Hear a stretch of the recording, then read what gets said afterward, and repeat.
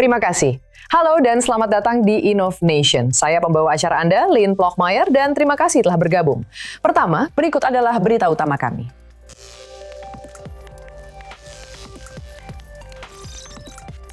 Ucapkan selamat tinggal pada alergi. Startup ini dengan cepat mengidentifikasi alergen makanan sebelum makan biasa berubah menjadi keadaan darurat medis.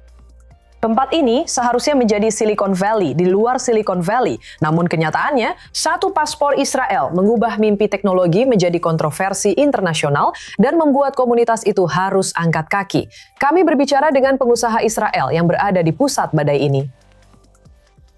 Dan bersiaplah untuk bertarung karena robot humanoid saling melempar pukulan di Liga Pertarungan AI pertama di Tiongkok.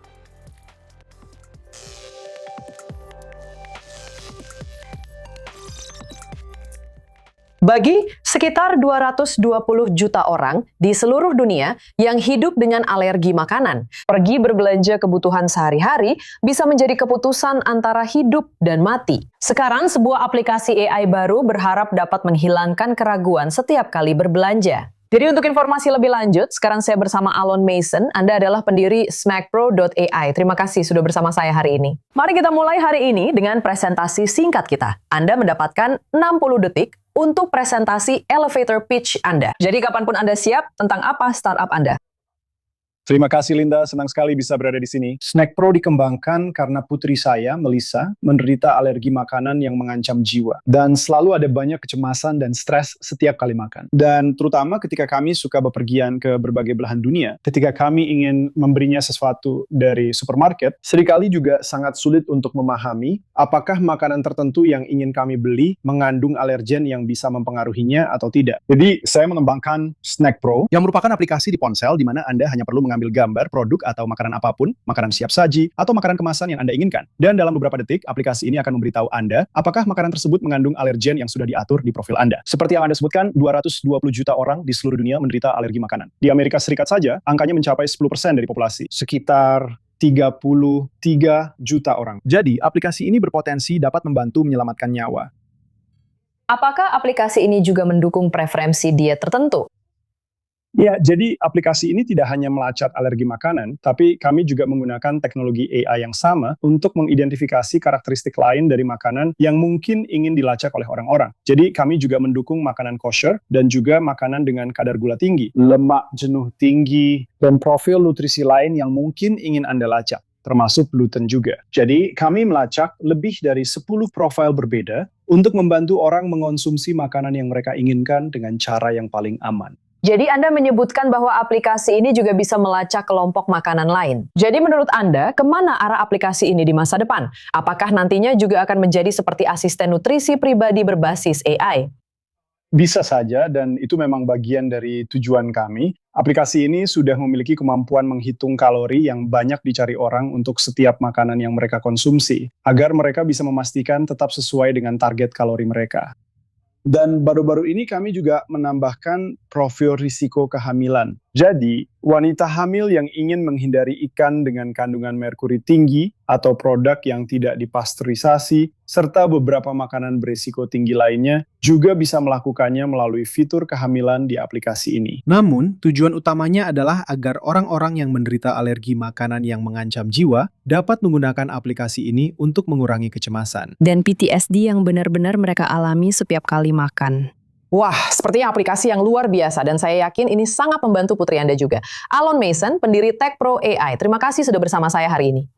Terima kasih banyak. Sekarang AI bisa menulis, membuat kode, dan menciptakan gambar. Tapi apakah AI juga bisa membuat karya seni? Sebuah pameran baru di Tel Aviv mengangkat pertanyaan itu dengan mengumpulkan sekitar 30 seniman yang menggunakan kecerdasan buatan untuk mendefinisikan ulang kreativitas. Koresponden I24 News dari saluran Prancis kami, Deborah Benayoun, pergi untuk melihatnya. Pembukaan besar pameran keluarga imersif. Ya, masa depan. New York, ayo pergi. Bagaimana jika masa depan seni sedang ditulis melalui teknologi? Di sini, di jantung Tel Aviv, tidak ada dinding putih, hanya layar dinamis yang tak berujung. Sebuah suasana imersif di mana seni bisa didengar, dilihat, disentuh, dan di mana seni menyampaikan pesan-pesan yang kuat. Ketika saya diminta untuk membuat sebuah pameran tentang pilihan. Menurut saya, di dunia digital, kita memiliki banyak pilihan yang meninggalkan jejak di belakang kita. Jadi saya berpikir bagaimana kita bisa menerjemahkan seni dan karya digital menjadi sesuatu yang lebih cocok untuk anak-anak, yang akan terlihat seperti sihir, dan untuk kita orang dewasa, itu akan seperti melihat jejak di dunia digital. Jadi saya membuat sesuatu yang akan terlihat seperti Matrix Rain, itu menampilkan hujan kode biner. Dan sebuah kamera sederhana bisa membuatmu berpikir. Kamu bisa melihat dirimu sendiri dalam pixel art melalui kamera dengan sensor kedalaman. Dan setiap gerakan yang kamu lakukan sebenarnya meninggalkan jejak. Dan jika kamu memilih untuk berhenti sejenak, cukup berdiri diam dan lihat pantulan dirimu, itu akan memperlihatkan dunia yang berbeda. Seperti memperlihatkan sesuatu yang lain. Jadi kamu bisa merasakannya dan menikmatinya, tapi ada pesan tersembunyi di baliknya. Dan kamu bisa melihatnya ketika kamu berhenti bergerak. Pesannya akan terungkap dengan sendirinya. Dan kamu bisa mengeksplorasi bagaimana gerakan dan pilihanmu mengungkapkan sesuatu dan meninggalkan jejak. Wow, sebenarnya inilah yang ada di baliknya. Pameran ini juga merupakan kesempatan untuk menantang beberapa kesalahpahaman. Dalam teknologi, seperti halnya dalam kehidupan, benda-benda bisa diberi kehidupan kedua. Dan kita bisa mendefinisikan ulang diri kita untuk kesenangan anak-anak maupun orang dewasa. Saya mendaur ulang barang-barang. Saya menemukan barang-barang, itu dulu adalah dapur. Oke. Saya menemukan barang-barang yang sebagian besar terbuat dari kayu. Saya mencetak bagian-bagian 3 dimensi, dan saya merakit sebuah permainan. Saya mendapatkan inspirasi dari Instagram, video, dan YouTube. Saya hanya menemukan sebuah ide, lalu saya langsung membuatnya. Saya tidak tahu bagaimana itu dimulai. Saya tahu tujuannya. Terkadang proyeknya jadi melenceng ke kiri atau ke kanan. Tapi kemudian saya punya game, dan saya sangat menikmati melihat orang-orang memainkan game saya. Saya membeli barang-barang murah dari AliExpress. Iya. Saya coding dengan AI, kebanyakan. Dan itu saja. Saya hanya membuat game. Seperti yang semua orang tahu, kreativitas tidak memiliki batas. Avidar, seorang mahasiswa desain, memilih untuk menggabungkan musik, teknologi, dan agama dalam proyek kelulusannya. Saya berasal dari keluarga religius, dan kemudian saya menjadi sekuler. Saat mempelajari Yudaisme, saya menjadi tertarik pada tanda-tanda kantilasi, simbol-simbol yang muncul dalam teks Alkitab. Tanda-tanda itu menunjukkan bagaimana teks harus dibaca dalam hal ritme, melodi, dan sintaksis. Saya memutuskan untuk mengubahnya menjadi sebuah pengalaman. Kami mengambil semua tanda kantilasi dan mengubahnya menjadi sebuah melodi yang dimainkan dengan drum. Saya keluarga. Lalu, untuk aspek visualnya, saya terinspirasi dari metode Kandinsky. Dia akan mendengar suara dan menerjemahkannya menjadi pengalaman berupa bentuk dan warna. Kami memulai masa depan pertama dari Faith selama masa perang, dan itu, kamu tahu, seperti sebuah cahaya, di mana kami banyak berpikir tentang bagaimana kami bisa membayangkan masa depan kami, dan mencoba untuk tidak terlalu memperhatikan apa yang sedang terjadi. Topik utama pertama adalah waktu, dan bersama semua seniman, kami membicarakan apa itu waktu bagi kami, apa itu masa depan, apa itu saat ini. Mungkin sekarang sudah menjadi masa depan, dan ada banyak pertanyaan seputar hal itu. Dan kali ini, saya memilih topik utama untuk diskusi dan seni. Dan itu adalah ruang kemungkinan. Bagaimana kita bisa membuat pilihan, dan pilihan terbaik akan membawa kita ke masa depan yang cerah. Membantu menyatukan orang-orang, itulah tepatnya tujuan DAR. Saya ingin menampilkan agama secara positif. Saat ini, ada banyak perpecahan di negara ini. Itu adalah perpecahan lama. Ada orang-orang yang menentang agama atau yang memang tidak tahu banyak tentang agama. Dan saya ingin membuatnya lebih mudah diakses. Karena saya lebih sering bermain drum. Saya sendiri, saya pikir saya akan begitu. Menggabungkan semua aspek yang berbeda dari hidupku. Musik, agama, bentuk, dan desain gerak yang aku sukai, dan menggabungkannya menjadi satu sistem yang koheren dan berfungsi. Sebuah cara untuk menyegarkan citra AI dan teknologi sambil menghadirkan generasi baru seniman yang benar-benar menatap masa depan. Pameran ini akan berlangsung setidaknya 2 minggu lagi pada hari Senin, Selasa, dan Rabu di sini, di Tel Aviv. Jadi silahkan cek sendiri. Beralih topik, biaya kesehatan mental diperkirakan mencapai 1,3 triliun dolar di seluruh dunia pada tahun 2030. Jadi dalam waktu 4 tahun, angka ini akan menjadi 2 kali lipat. Israel berada dalam posisi unik untuk mengatasi krisis ini. Jadi untuk membahas hal ini, saya sekarang ditemani oleh pakar kesehatan terkemuka, Dr. Avraham Gerer Meyer. Benar, itu memang panjang. Jadi Anda adalah seorang neuropsikolog, peneliti, klinisi, profesor, dan pembangun jejaring internasional. Terima kasih sudah bersama saya hari ini. Terima kasih banyak. Jadi Anda telah menemukan jenis PTSD baru. Namanya PTSD sosial. Bisakah Anda jelaskan apa itu? Namanya VUCA. Huruf pertamanya melambangkan volatilitas.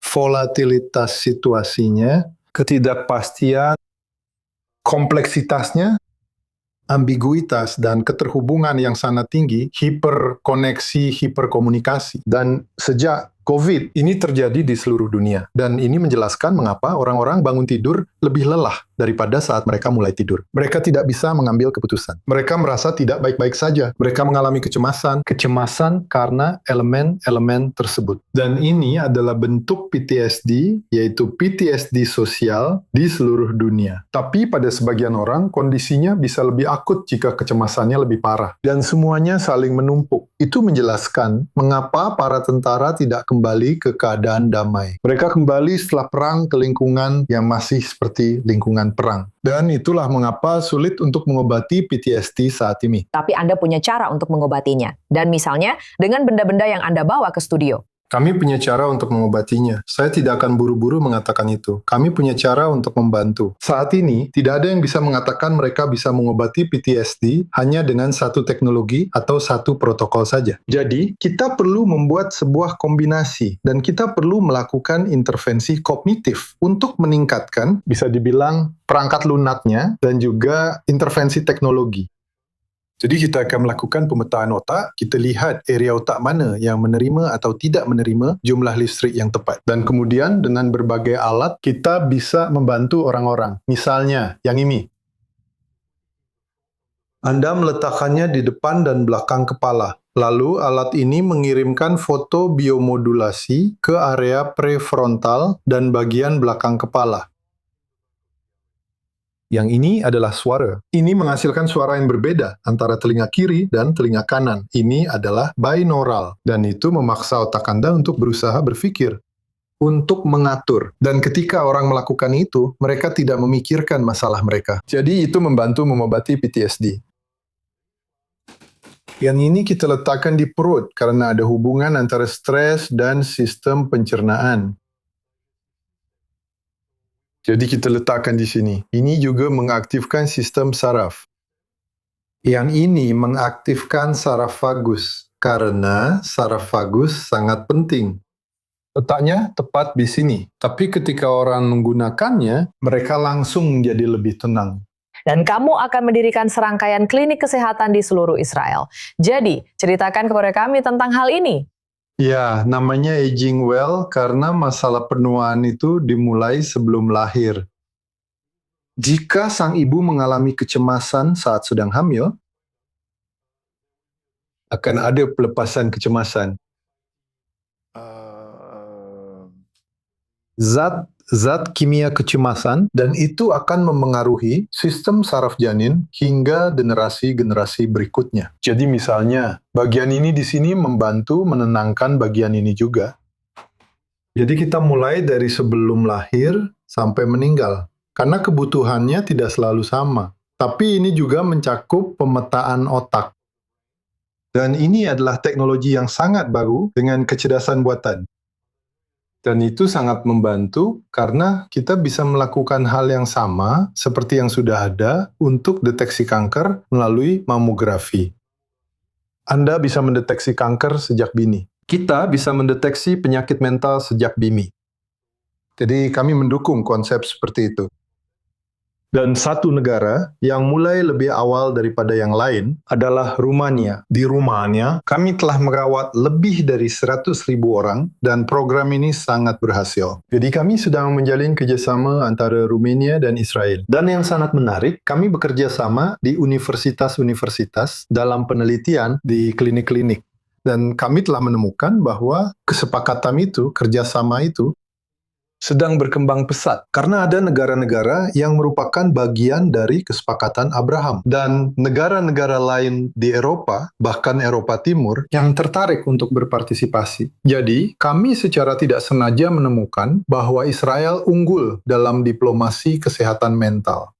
Dan itu membantu kami untuk bekerja dengan banyak negara. Kami tidak memiliki semua masalah yang seperti yang Anda tahu, kami hadapi saat ini dengan Israel secara internasional. Ya, tapi semoga diplomasi wellness ini juga bisa menyebar ke Timur Tengah dan semoga bisa menciptakan mungkin perluasan dari kesepakatan Abraham. Terima kasih banyak telah bersama saya. Anda adalah pakar wellness terkemuka, Dr. Avram Gerer-Meyer. Terima kasih telah bersama saya hari ini. Terima kasih banyak. Sekarang kita beralih ke dunia siber. Sebuah pesan teks sederhana kini menjadi salah satu ancaman terbesar yang dihadapi konsumen karena penipuan phishing yang didukung AI menjadi semakin meyakinkan dan semakin sering terjadi. Sebuah alat baru dari Israel memberikan cara bagi orang-orang untuk melawan hanya dengan beberapa klik. Selengkapnya dalam laporan ini. Selama 2 tahun terakhir, penipuan phishing telah melonjak dengan peningkatan pesan teks palsu sebesar 2.500%. Dan lebih dari 15 miliar serangan siber tercatat di seluruh dunia. Di Israel, di mana warga negara sering menjadi target penipuan yang canggih, ancaman tersebut telah menjadi bagian dari kehidupan sehari-hari. Ada 3 negara utama yang menjadi sasaran serangan. Nomor 1 adalah Amerika Serikat, tentu saja. Yang kedua adalah Inggris. Dan yang ketiga adalah Israel. Namun, selama perang, Israel menjadi nomor 1. Sebagian besar serangan bisa datang dari Rusia, dari Tiongkok, dari Timur Tengah. Jika anda berbicara tentang warga sipil, seperti pasar massal, serangan utama datang melalui pesan SMS. Rata-rata di Israel, setiap warga sipil biasa menerima 3 pesan seperti itu setiap minggu. Hampir 70%. Orang-orang menerima pesan teks itu, email-email itu, kadang-kadang juga panggilan telepon, itu disetujui oleh pelanggan itu sendiri. Dan kadang-kadang mereka kehilangan banyak uang. Itu bisa dimulai dari 1 shekel dan bisa mencapai lebih dari 10.000 shekel. Bahkan lebih dari itu. Sekarang, salah satu perusahaan kartu kredit terbesar di Israel, Max, telah bekerja sama dengan perusahaan keamanan cyber, Cyvor, untuk melawan balik. Bersama-sama, mereka telah meluncurkan sebuah platform di mana siapapun dapat melaporkan pesan teks atau email mencurigakan hanya dengan beberapa klik saja. Jadi saya baru saja menerima pesan SMS dari kantor pos Israel. Saya memang memesan sebuah paket dan di sini tertulis bahwa saya harus membayar sekitar $50 agar paket itu bisa dikeluarkan. Alih-alih mengklik tautan, pengguna cukup menyalin pesan mencurigakan tersebut ke dalam platform. AI Cyvor menganalisisnya dalam hitungan detik untuk menentukan apakah itu bagian dari penipuan phishing, membantu orang-orang mengidentifikasi pesan penipuan sebelum mereka menjadi korban. Jika seseorang sudah menjadi korban penipuan, kecepatan sangatlah penting. Semakin cepat penipuan dilaporkan, semakin besar peluang untuk menghentikan pembayaran. Begitu Anda menerima SMS dan Anda masuk ke situs web Max, lalu memasukkannya, misalnya itu berbahaya. Pada saat itu, informasinya diteruskan ke Institut Cyber Israel. Mereka tahu cara menghentikan kampanye semacam itu. Situs Max dapat melihat bahawa saat ini ada sebuah kampanye, sehingga mereka dapat memberi peringatan kepada karyawan dan pelanggan mereka. Jika mereka mahu, mereka bahkan bisa mengambil tindakan untuk menghentikannya dari pihak mereka. Jadi ini seperti sistem 3 pihak yang berjalan otomatis. Dan sekali lagi, ini benar-benar sangat mudah digunakan. Karena penjahat dunia maya terus menggunakan AI untuk membuat penipuan phishing menjadi lebih meyakinkan, alat seperti ini bisa menjadi garis pertahanan pertama yang sangat penting. Jadi kunjungi situs web Max untuk memindai semua pesan mencurigakan Anda, bukan hanya jika Anda berada di Israel, tetapi dimanapun Anda berada di dunia. Lanjut ke cerita yang gila. Seharusnya ini menjadi Silicon Valley di luar Silicon Valley. Pengusaha teknologi dan mantan CTO Coinbase Balaji Srinivasan percaya bahwa dia telah menemukan rumah yang sempurna untuk komunitas pendidikan nomaden ambisiusnya di Malaysia. Namun setelah pengusaha Israel Amerika, Tevil Rahmani bergabung dengan komunitas teknologi tersebut, semuanya berubah. Tevil terpaksa meninggalkan negara itu karena kewarganegaraan Israelnya yang membuat proyek tersebut menjadi kontroversi dan akhirnya memaksa Network School untuk pindah lokasi.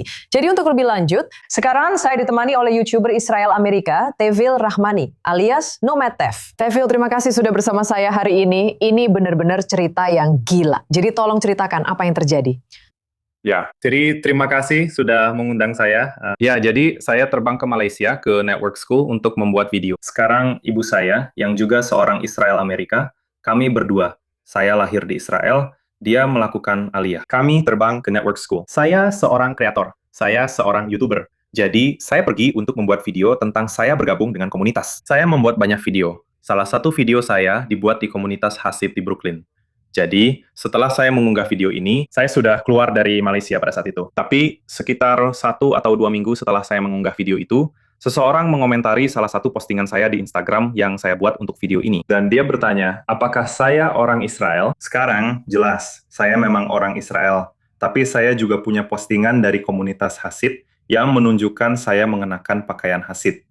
Jadi memang sulit untuk menyembunyikan fakta bahwa saya orang Israel dan Yahudi. Lalu yang terjadi setelahnya adalah mereka pada dasarnya memposting tangkapan layar dari video saya dan mengatakan bahwa seorang Israel berada di Malaysia membuat video tentang Network School, menyerang Network School, menyerang orang Israel. Dan Anda bisa lihat komentar-komentar indah yang saya terima dari banyak orang ini, komentar-komentar kasar yang menyuruh saya pergi, dan Anda tahu, menyebut saya Yahudi Zionis dan segala hal indah lainnya. Dan pada dasarnya itu menyebabkan pihak berwenang Malaysia pergi ke Network School dan memeriksa paspor orang-orang setelah ada reaksi dari masyarakat di Malaysia, yang pada dasarnya memaksa pemerintah untuk mengambil tindakan. Jadi mereka tidak menemukan orang Israel. Sejauh yang saya tahu, tidak ada orang Israel di sana. Tapi saya tidak tahu apakah mereka menggunakan paspor yang berbeda, karena jelas Anda harus memiliki paspor yang berbeda untuk bisa masuk ke Malaysia. Tapi itu menyebabkan Balaji, pemilik Network School, untuk menindaklanjuti dan meminta nota kesepahaman, semacam kesepakatan dengan pemerintah Malaysia. Singkat cerita, ada sedikit tarik ulur.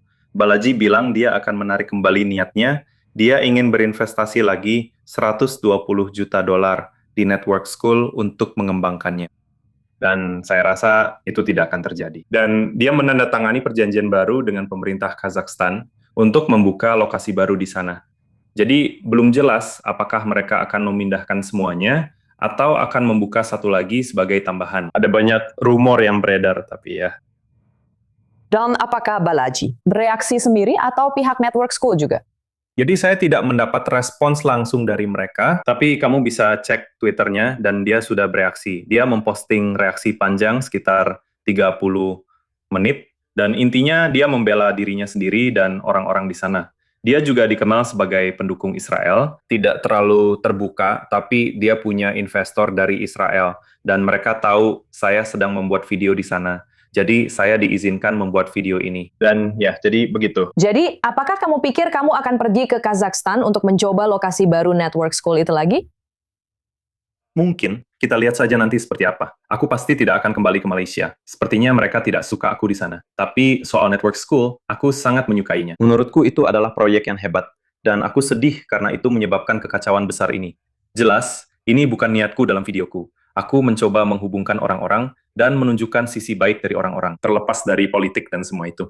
Jadi, aku sedih karena ini menyebabkan kekacauan, tapi mungkin aku akan pergi ke Kazakhstan. Siapa tahu? Zvul Rahmani alias Nometev. Kamu adalah seorang YouTuber dan pengusaha Israel Amerika. Terima kasih sudah membagikan ceritamu hari ini. Terima kasih banyak. Sekarang OpenAI semakin memperkuat kehadirannya di Israel. Perusahaan di balik ChatGPT sedang membuka operasi lokal pertamanya di Israel, melangkah ke dalam ekosistem startup yang kuat di negara itu saat persaingan AI untuk perusahaan semakin memanas. Dan bidang selanjutnya adalah layanan kesehatan. OpenAI telah memilih Sheba Medical Center di Israel sebagai mitra rumah sakit pertamanya di luar Amerika Serikat, membekali para dokter dengan alat AI terbaru yang dirancang untuk mengubah masa depan dunia medis. Selain itu, ChatGPT kini meluncurkan fitur kesehatan di ChatGPT untuk pengguna di Amerika Serikat, karena setiap minggunya lebih dari 300 juta orang menggunakan ChatGPT untuk pertanyaan terkait kesehatan. Dan kami tinggalkan Anda dengan ini, lupakan MMA. Tiongkok baru saja meluncurkan liga pertarungan pertama di dunia untuk robot humanoid. Di Shenzhen, 32 tim bertarung di dalam arena segi 8 menggunakan robot bertenaga AI yang identik untuk memperebutkan hadiah sebesar $1,5 juta. Tapi ini bukan sekedar tentang robot yang bertarung seperti kickboxing.